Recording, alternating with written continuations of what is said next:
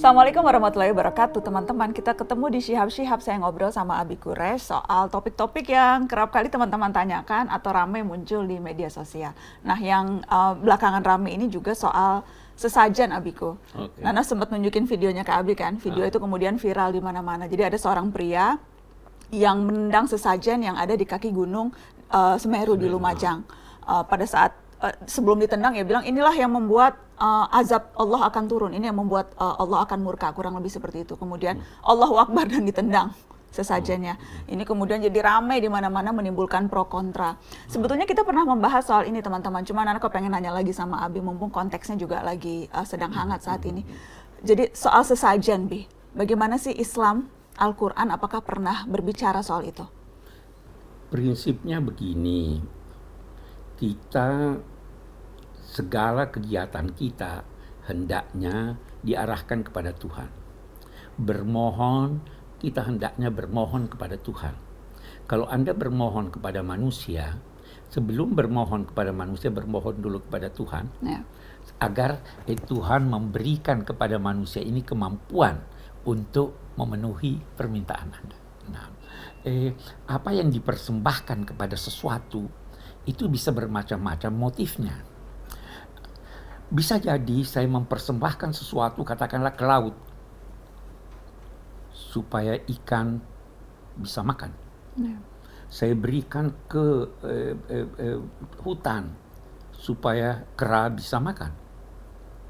Itu sesuatu yang baik-baik saja. Saya tidak kaitkan dengan bahwa kera bisa memenuhi keinginan saya. Ada lagi kita menyerahkan sesuatu yang kita namai sesaji atau sesajen itu dengan keyakinan bahwa inilah yang membantu saya mencapai. Potong kepala kerbau supaya tidak diganggu jin dalam pembangunan. Itu tidak. Tapi kalau Anda menyembelih kerbau, menyembelih sapi untuk Anda sedekahkan dan makan bersama, tidak ada masalah. Nah, tetapi kita anggaplah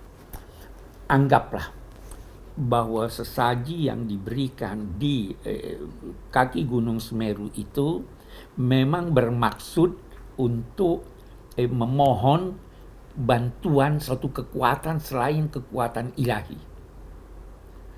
Nah, ini yang kita harus hati-hati. Karena begini, setiap masyarakat menurut Al-Quran ada hal-hal yang dianggapnya baik. Nah, apa yang dianggap baik oleh masyarakat tertentu, jangan ganggu itu. Itu ada ayat di suratil An'am, dia katakan begini, وَلَا تَسُبُّوا الَّذِينَ يَدْعُونَ مِن دُونِ اللَّهِ فَيَسُبُّوا اللَّهَ عَدْوًا بِغَيْرِ عِلْمٍ كَذَلِكَ زَيَّنَّا لِكُلِّ أُمَّةٍ عَمَلًا. Jangan memaki sembahan-sembahan orang-orang yang menyembah selain Allah. Maki aja tidak boleh, apalagi nendang. Ya. Memang begitulah Allah menjadikan manusia mencintai sesuatu, menganggap baik sesuatu. Tidak apa-apa. Nanti Tuhan yang akan menentukan di hari kemudian apa pandangan Tuhan, keputusan Tuhan terhadap mereka. Jadi mestinya itu jangan ditendang. Karena seperti kita ketahui teman-teman, suku Tengger yang memang berada di sekitar kaki Gunung Semeru, salah satu adat istiadat mereka itu menaruh sesajen. Nah, itulah dia artinya kita hormatilah itu. Ya toh, menghormati itu bukan berarti kita setuju. Itu adatnya, itu kebiasaannya, itu kepercayaannya. Kenapa mau diganggu? Al-Quran berkata ini. Banyak sekali ayat itu. Lana a'maluna walakum a'malukum. Kami punya kegiatan amal, kalian punya kegiatan juga. Silahkan masing-masing kita. Karena kalau tidak, kita mengundang orang juga memperlakukan apa yang kita percaya, apa yang kita lakukan itu sebagaimana perlakuan kita terhadap dia. Orang maki kepercayaannya, kan bisa dijawab juga, dia maki kepercayaan kita. Ngapain begitu? Tapi bahwa itu akan memicu murka Allah, apakah itu betul, Bi? Dari mana kita tahu? Karena kan si orang ini dengan gagahnya bilang ditendang, inilah yang akan memicu azab dan murka Allah. Kalau dalam konteks itu, kita katakan Allah kan mengizinkan. Tidak akan terjadi sesuatu tanpa izin Allah. Allah memberi kebebasan manusia untuk percaya atau tidak percaya, untuk beribadah atau tidak beribadah. Kalau kita baca ayatnya tadi, putusannya nanti di hari kemudian, siksaannya nanti di hari kemudian. Jadi pada prinsipnya, apakah semua adat istiadat, apakah semua kebiasaan itu diperbolehkan oleh Islam, Abi? Tidak.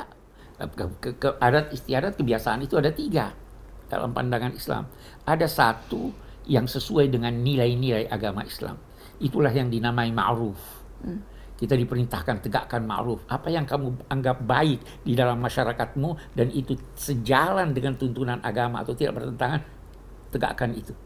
Pakai peci hitam itu menurut Abi itu adat kebiasaan bangsa kita. Itu lebih baik daripada pakai topi.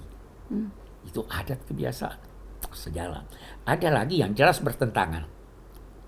Islam yang bertentangan itu tidak direstuinya. Tapi ini tadi, kalau bertentangan itu kepercayaan orang. Lakum dinukum waliyadin. Ada lagi yang abu-abu.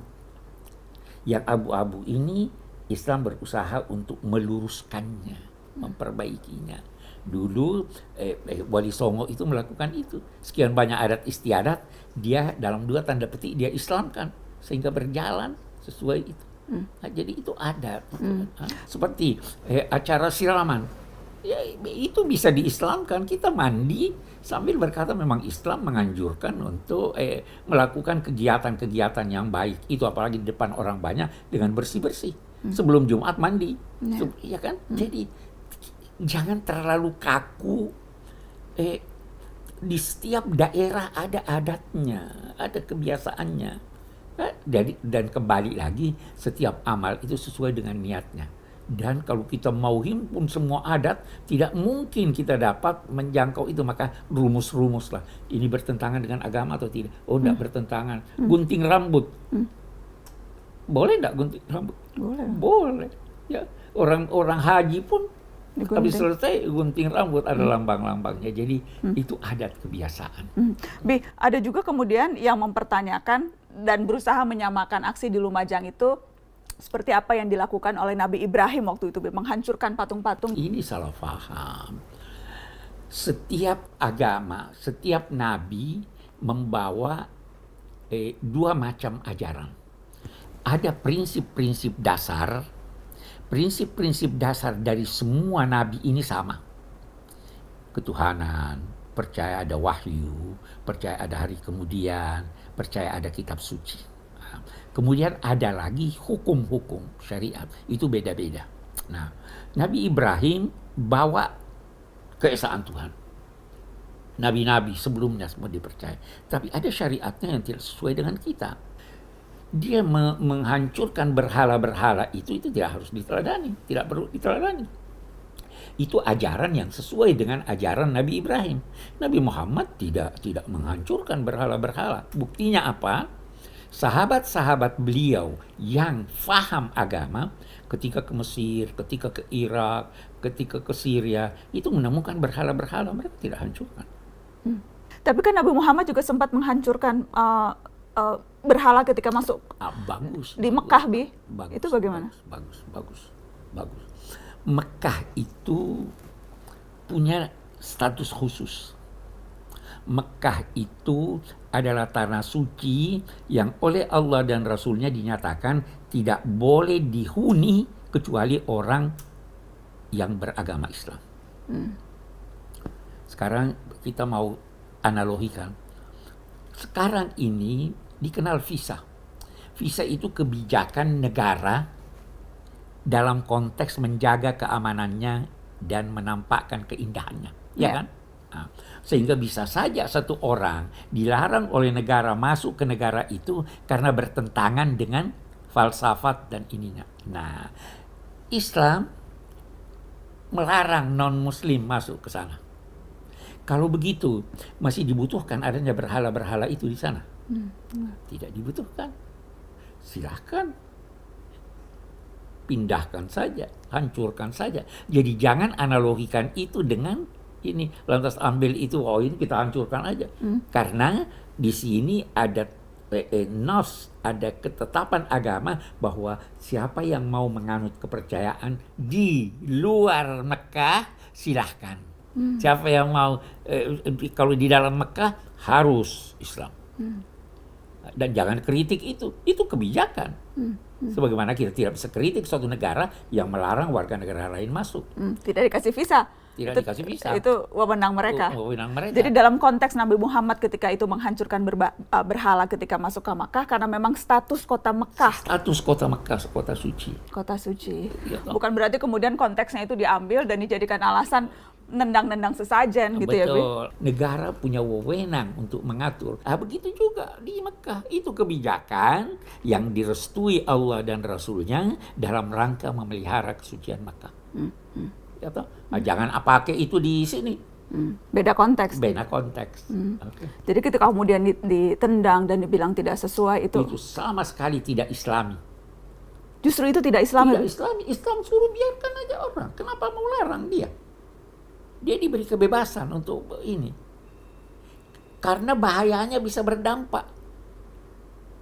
Kalau nanti dia membalas, dia hancurkan masjid, dia tendang Quran, bagaimana itu? Kan bisa tuh balas dendam.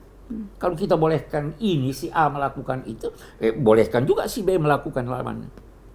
Daripada kita bertengkar, mari kita saling menghormati. Tetapi sekali lagi, penghormatan pada sesuatu bukan berarti persetujuan. Penghormatan bukan berarti persetujuan. Oke. Thank you, Abiku. Terima kasih teman-teman sudah menyimak Syihab-Syihab. Assalamualaikum.